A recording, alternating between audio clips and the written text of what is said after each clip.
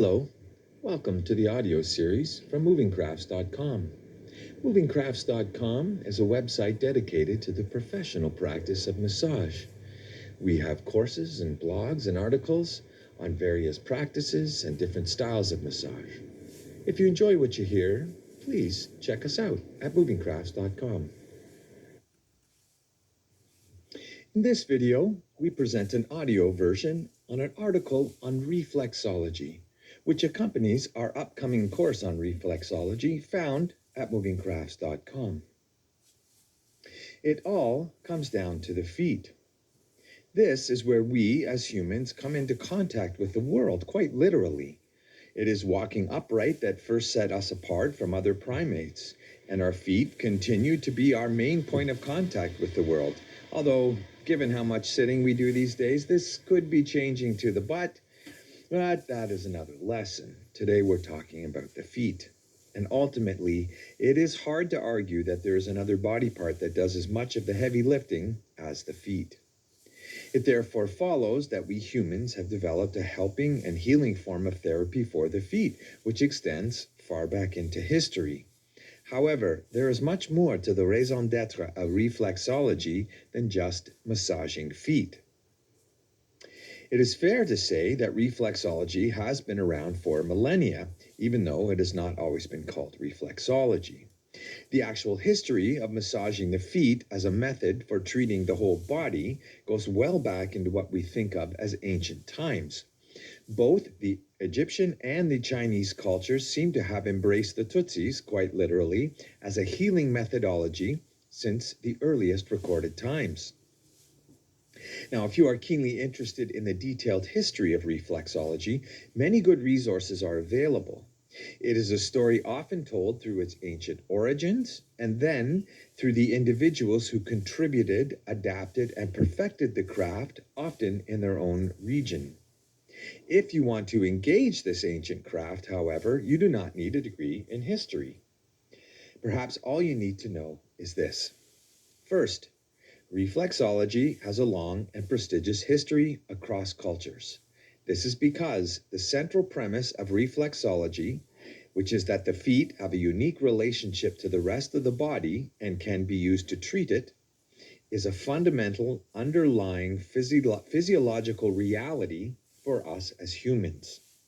Second, reflexology has developed over thousands of years, and not unlike yoga, for example, which has many different schools, contemporary reflexology has a few central practices, but also variations that relate to different cultures and places and teachers.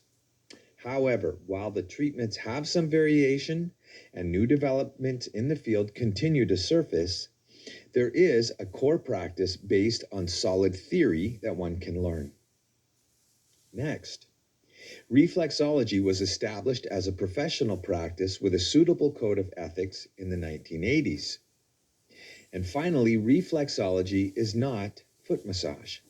It is a holistic treatment technique for health that is built upon the reflexive relationship that the nerves in the feet have with other parts of the body, including internal organs. So, in detail, what is reflexology? It is different than traditional massage because massage uses pressure techniques that work directly on a region of the body, generally the muscles. When you want to relieve the pain of the muscles in the neck with traditional massage, you massage the neck. Now, reflexology is good for relaxation as well as the stimulation of blood and lymphatic flow, and all of which works together to remove waste from cells and provide fresh oxygen and nutrients. This is found in traditional massage. And the result is both relaxation and stimulation in the muscles that have been treated.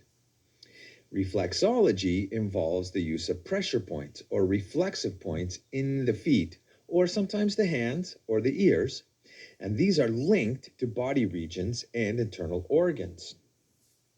Stimulating these reflexive points has an effect on those other body regions, even though they are not directly involved. This means we apply techniques to the feet, not the organs, but the organs are actually receiving the treatment. So does it work? Well, that's a good question. And generally speaking, there are two ways to answer that. The first is testimony about personal experience. The second is medical research. Now, counter or opposite to many other styles, there is actually good medical research available on the health benefits of reflexology. In general, this research supports the idea that reflexology can improve organ functioning, particularly the kidneys and intestines. It also reduces pain, increases alpha and theta waves in the brain, lowers blood pressure, and produces a genuine state of relaxation. Now, if you'd like to see a full summary of that research into reflexology, you can look it up online through the University of Minnesota, and it's easy to find.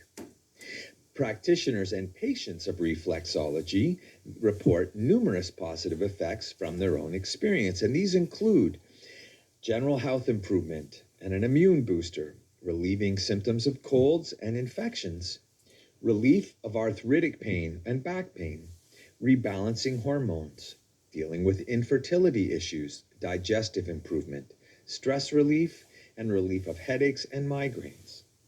So can it be used on anyone? Well, yes and no.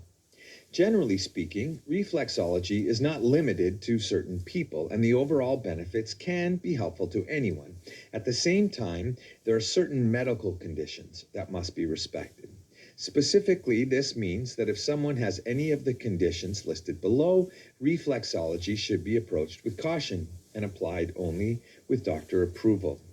These conditions include pregnancy, blood clots, cancer, foot injury, or other foot conditions, including gout, ulcers, athlete's foot, or bacterial infections. Zones, charts, and techniques. Now here's where we get into the nitty-gritty of reflexology because it relates to something called zone therapy. This extends from the belief that the body can be divided into zones, 10 vertical zones, which translate into 5 on each side, through which the life energy flows. We treat the person by focusing on a body zone, and that body zone actually relates to a particular reflexive area of the foot. Now that is the general introductory idea of how reflexology works. And that ends our short version of this article today.